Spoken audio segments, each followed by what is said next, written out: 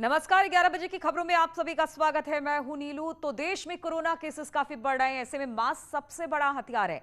हम आपसे बार बार अपील करते हैं कि आप मास्क पहनिए। इसको लेकर न्यूज 18 ने एक मुहिम भी शुरू की है, मास्क पहनो इंडिया। आप खुद से ये प्रण लीजिए कि जब तक ये महामारी है आप मास्क नहीं उतारेंगे।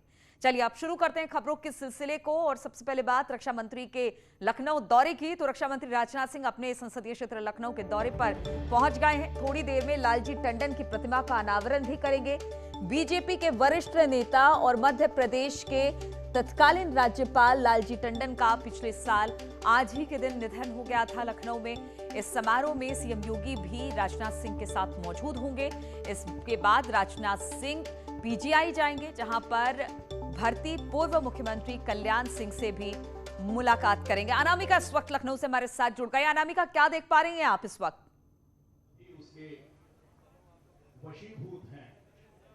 देखिए नीलू, इस वक्त मैं हजरतगंज की मल्टी लेवल पार्किंग के सिर्फ ठीक उसी जगह पे उस कार्यक्रम में मौजूद हूं जहां पर सरकार के पूर्व मंत्री और बीजेपी के वरिष्ठ नेता, दो राज्यों के राज्यपाल रहे स्वर्गीय लालजी टंडन की प्रतिमा का अनावरण होना है। लेकिन कार्यक्रम में अब अगर बात की जाए तो राजनाथ सिंह, जो कि देश के रक्षा मंत्री हैं, वो लखनऊ एयरपोर्ट पर आ चुके हैं और कुछ ही देर में आपको सामने मंच पर दिखाई देंगे। राजनाथ सिंह के साथ मुख्यमंत्री योगी आदित्यनाथ, डिप्टी सीएम केशव मौर्य, दिनेश शर्मा और सरकार में मंत्री लालजी टंडन के बेटे आशुतोष टंडन भी आपको तस्वीरों में दिखाई दे रहे होंगे। अब इंतजार हो रहा है राजनाथ सिंह के यहाँ पर कार्यक्रम में पहुंचने का, मुख्यमंत्री के कार्यक्रम में पहुंचने का।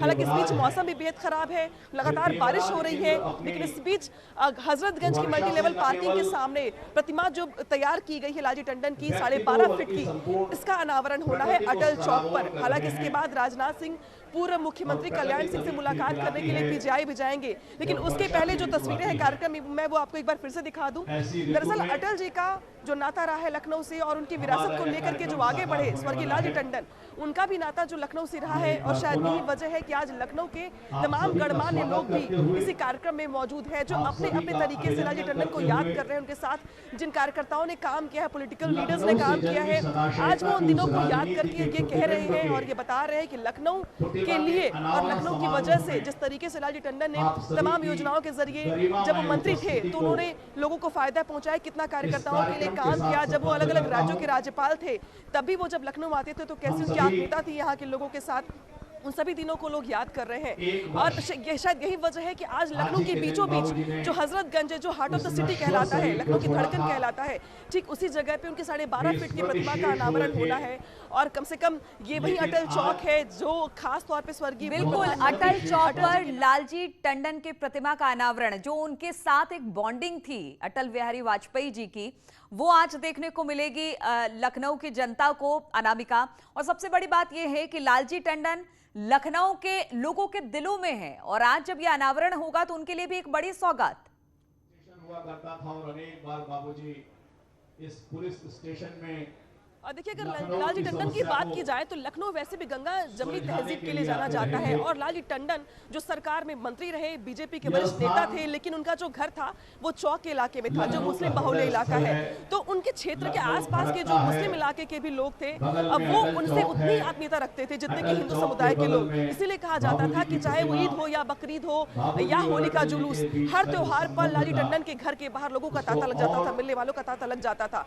धर्म जाति से ऊपर थे लालजी टंडन, और शायद यही वजह थी कि हर वर्ग में, हर धर्म में उनकी स्वीकार्यता बहुत बड़ी थी। हालांकि कम लोग ऐसे होते हैं जो बिल्कुल सर्वमान्य नेता होते हैं और सभी वर्ग में उनको पसंद किया जाता है। लालजी टंडन उन्हीं में से थे और स्वयं आज रक्षा मंत्री पहुंच रहे हैं और उनकी मूर्ति का अनावरण करने वाले हैं। इस खबर पर लगातार हमारी नजर बनी रहेगी। अनामिका, हम फिर से दोबारा आपके पास आएंगे। फिलहाल बहुत बहुत शुक्रिया आपका हमारे साथ जुड़ने के लिए।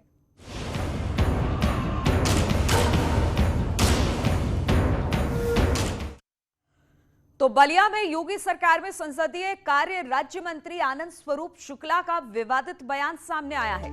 मंत्री ने शाह मुनव्वर राणा का नाम लेकर धमकी वाले अंदाज में कहा कि भारत के खिलाफ खड़े होने वालों का एनकाउंटर होगा।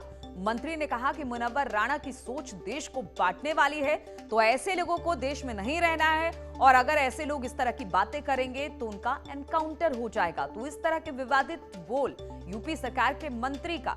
हम आपको बता दें, जो मंत्री हैं वो बलिया में योगी सरकार में संसदीय कार्य राज्य मंत्री हैं। 1947 में जो मुसलमान साजिश के तहत भारत में रुके थे कि भारत को फिर बांटेंगे और टुकड़े करेंगे, उन्हीं में से मुनव्वर राणा भी एक है। मुनव्वर राणा को उनके परिवार के लोगों के हम लोगों ने हमेशा बयान देखे हैं और निश्चित रूप से इनकाउंटर में वो लोग मारे जाएंगे जो भारतीयों के खिलाफ खड़े होंगे, चाहे वो जो हों। और जो यह बात कह रहे हैं कि उत्तर प्रदेश छोड़ना पड़ेगा, निश्चित रूप से समय आ गया है उन सारे लोगों के लिए जो इस साजिश में थे कि भारत को फिर से बांट देंगे। इतने इस्लामिक माफिया थे, कैसे उनकी संपत्तियों को ढाया जा रहा है, जेलों में डाले जा रहे हैं। 1200 करोड़ से अधिक की संपत्ति वसूली गई है और इनके जो भी कनेक्शन है दुनिया के उन हमारे दुश्मन देशों से, पाकिस्तान जैसे देशों से, उनको भी बेनकाब करके और निश्चित रूप से मुनव्वर राणा जैसे लोगों को प्रदेश ही नहीं देश छोड़ना पड़ेगा। क्या है कि तो यूपी के मंत्री का ये विवादित बयान आपने सुना। देश के खिलाफ खड़े होने वालों का एनकाउंटर होना चाहिए। हम आपको बता दें कि मुनव्वर राणा को लेकर ये सब कुछ कहा मंत्री जी ने।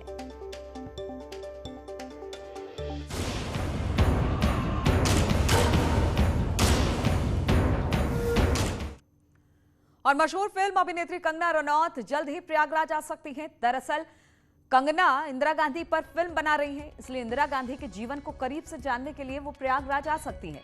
लेकिन कंगना के इस दौरे को लेकर सियासी जंग भी अब छिड़ गई है। कांग्रेस ने आरोप लगाया कि कंगना बीजेपी के एजेंट के तौर पर काम कर रही है और फिल्म के बहाने वो इंदिरा गांधी को बदनाम कर रही हैं। उधर बीजेपी ने कहा कि इंदिरा और इमरजेंसी के नाम पर कांग्रेस तिलमिला जाती है।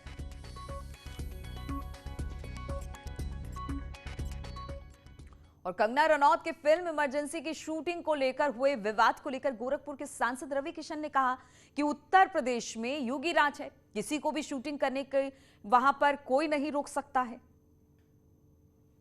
नहीं, ये पहली बात तो तथ्य को समझ लेना चाहिए कांग्रेस को कि कहानी क्या है, स्क्रिप्ट क्या है। और ये लोकतंत्र है, यहाँ डेमोक्रेसी है, सबको सब जगह काम करने का अधिकार है। वो किसी भी ज़िले में जाइए, नहीं कि अब जैसे हम पंजाब में गए थे तो एक एड फिल्म की हमको शूटिंग करने नहीं दी गई थी। तो ये कांग्रेसी राज नहीं, यहाँ भारतीय जनता पार्टी की सरकार है। और राजस्थान के सीकर से सांसद स्वामी सुमेधानंद सरस्वती ने प्रतिक्रिया देते हुए कहा कि कंगना रनौत को बहुत बधाई, वो बड़ी हिम्मत के साथ इमरजेंसी पर फिल्म बनाने जा रही है। कांग्रेस ने लोकतंत्र को बहुत नुकसान पहुंचाया, इतिहास इसका गवाह है। कंगना को बधाई दूंगा कि उसने हिम्मत जुटाई है कि वो इस प्रकार की पिक्चर बनाए और इमरजेंसी में जो अत्याचार अन्याय हुआ, जयप्रकाश नारायण जैसे वरिष्ठ नेता जो गांधीवादी नेता थे उनको उठा के जेलों में डाला और बहुत सारे सीनियर लीडर्स थे उनको जेलों में डाला, हमारे जैसे लोगों ने भी उसको भुगता। तो ये बहुत ही इनकी नीति खराब है। और वहीं इस पर कांग्रेस ने भी पलटवार किया है। उनका कहना है कि कंगना फिल्म के जरिए इंदिरा गांधी को अपमानित कर रही है।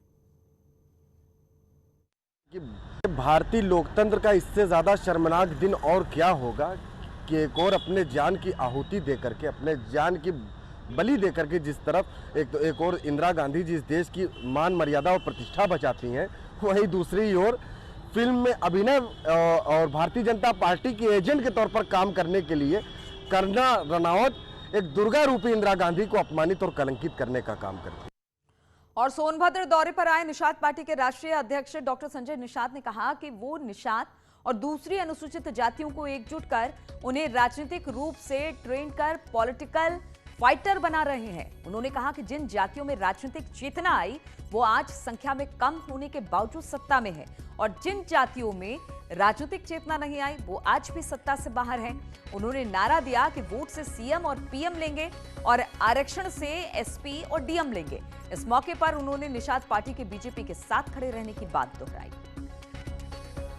से पहले दलित भाई की मां के कोख से हर बार पैदा होते थे, लेकिन आरक्षण मिलने के बाद आज हाकिम पैदा होते हैं। उनका एक नारा था कि वोट से हम जो है सीएम और पीएम लेंगे, लेकिन और आरक्षण से एसपी और डीएम लेंगे। तो उनसे ज्यादा संख्या में तुम्हारे पास तो उनसे 10 गुना ज्यादा वोट है। आज 160 सीटें निषाद बाउल है, 70 सीटें ऐसी हैं जो 1-1 लाख वोट है। आज के दिन में हमारा वोट झुआ भर है, तुम्हारे ऊपर पौवा का लेवी लगाया गया है और वो पौवा भर वोट पर पार्टी का लेवी लगा के पावर में है। तो और इलाहाबाद हाईकोर्ट ने उत्तर प्रदेश में पिछले साल महीनों जेल में बंद रहे विदेशी जमातियों के मामले में सरकारी वकीलों के रवैये पर कड़ी नाराजगी जताई है। कोर्ट ने हाईकोर्ट में उत्तर प्रदेश सरकार का कामकाज देखने वाले सरकारी वकीलों की ओर से पुलिस अफसरों को समय पर सही जानकारी मुहैया न कराने के मामले में कड़ा रुख अपनाया। हाईकोर्ट ने उत्तर प्रदेश सरकार को वकीलों की लापरवाही मामले में जांच के आदेश दिए। कोर्ट ने जांच से ये पता लगाने की कोशिश की और ये आदेश दिया कि ये लापरवाही है या फिर जानबूझकर गलती की गई। कोर्ट ने प्रमुख सचिव न्याय को सच्चाई का पता लगाकर दोषी लोगों के खिलाफ कड़ी कार्रवाई करने का भी आदेश दिया है। और मथुरा में थाना कोतवाली पुलिस ने गाड़ी चोर गैंग के 4 सदस्यों को गिरफ्तार किया है। इनके कब्जे से चोरी की 5 मोटरसाइकिल और 1 कटी हुई मोटरसाइकिल बरामद की गई है। दरअसल बकरीद को लेकर पुलिस गाड़ियों की चेकिंग कर रही थी, तभी ये चारों पुलिस के हत्थे चढ़ गए।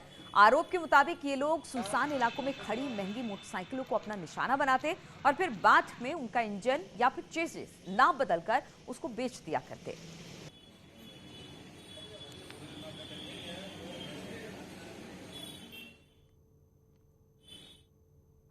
और गौतम बुद्ध नगर में हादसा हुआ है। ईस्टर्न पेरिफेरल हाईवे पर भीषण सड़क हादसा हुआ है। कंटेनर में आई सर कैंटर ने पीछे से जोरदार टक्कर मारी है। कंटेनर में ड्राइवर फंसा है। कड़ी मुशक्कत के बाद गाड़ी को काट कर बाहर ड्राइवर को किसी तरह से निकाला गया। इस दौरान ड्राइवर लगातार चीखता चिल्लाता रहा। मौत के आगोश में घंटों फंसा रहा और गाड़ी के अंदर ड्राइवर चिल्लाता रहा कि किसी तरह से उसे बाहर निकाला जाए। हम आपको बता दें कि ग्रेटर नोएडा के ईस्टर्न पेरिफेरल हाईवे के दादरी थाना क्षेत्र का ये मामला है, जहां पर गाड़ी को काट कर ड्राइवर को बाहर निकाला गया। बताया जा रहा है कि गाड़ी हादसे का शिकार हो गई थी, जिसमें ड्राइवर फंस गया था कैंटर में और किसी तरह से बड़ी मशक्कत के बाद इस ड्राइवर को बाहर निकाला जा सका।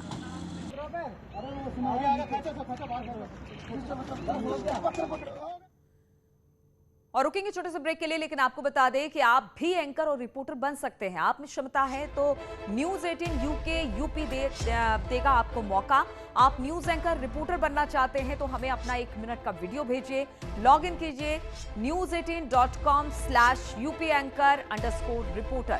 शॉर्टलिस्ट लोगों को मिलेगा मौका।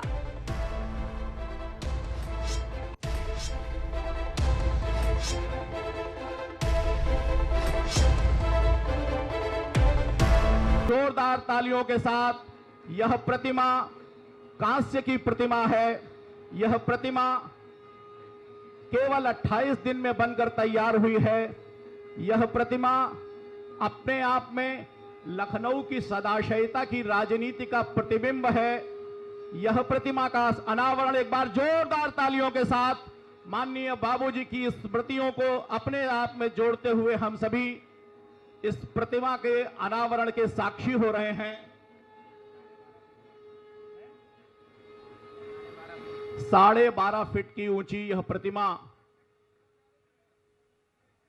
हमारे सामने है। यह वही स्थल है जहां पर लखनऊ का हजरतगंज थाना हुआ करता था और इस थाने में बाबूजी लखनऊ की समस्या को लेकर संघर्ष करते थे। इस प्रतिमा के बाईं ओर एक पीपल का वृक्ष है। पीपल ज्ञान का प्रतीक होता है और इस प्रतिमा के दूसरी ओर अशोक का एक पेड़ लगा है। एक ओर पीपल, एक ओर अशोक और बीच में बाबूजी की यह 12.5 फीट की कांस्य की निर्मित प्रतिमा लखनऊ की सदाशयता की उस राजनीति का प्रतिमान है जिसने सतह से लेकर शिखर तक लखनऊ का नेतृत्व किया है। हम इस परंपरा के आज साक्षी बने हैं। मैं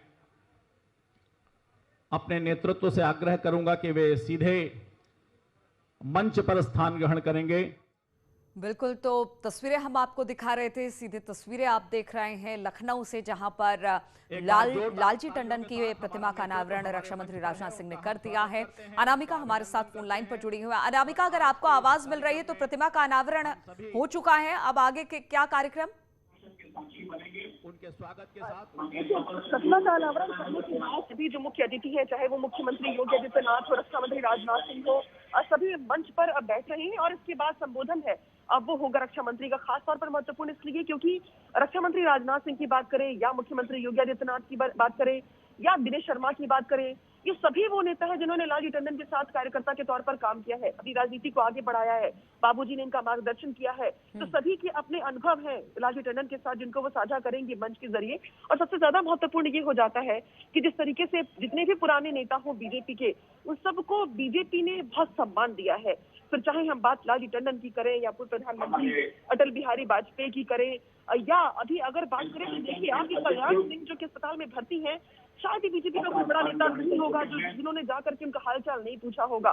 तो और जहां तक बात रही लखनऊ की, तो लखनऊ में लालजी टंडन बसते हैं, कड़कड़ में बसते हैं, गली गली में बसते हैं, धर्म जाति से ऊपर सबके प्रिय, सबके साथ आत्मीयता का संबंध। और शायद यही वजह है कि आज उनकी प्रतिमा के अनावरण के लिए, उनकी प्रतिमा की स्थापना के लिए लखनऊ की वो जगह चुनी गई जो हार्ट ऑफ द सिटी कहलाती है। यानी कि लखनऊ के बीचों बीच का वो चौराहा जो लखनऊ की धड़कन कहलाती है, उस जगह पर, जिस जगह पर कभी लखनऊ का थाना हुआ करता था, हजरतगंज थाना हुआ करता था, उस जगह पर मल्टी लेवल पार्किंग के सामने उस जगह को चुना गया लालजी टंडन की प्रतिमा के अनावरण के लिए, उनकी स्थापना के लिए।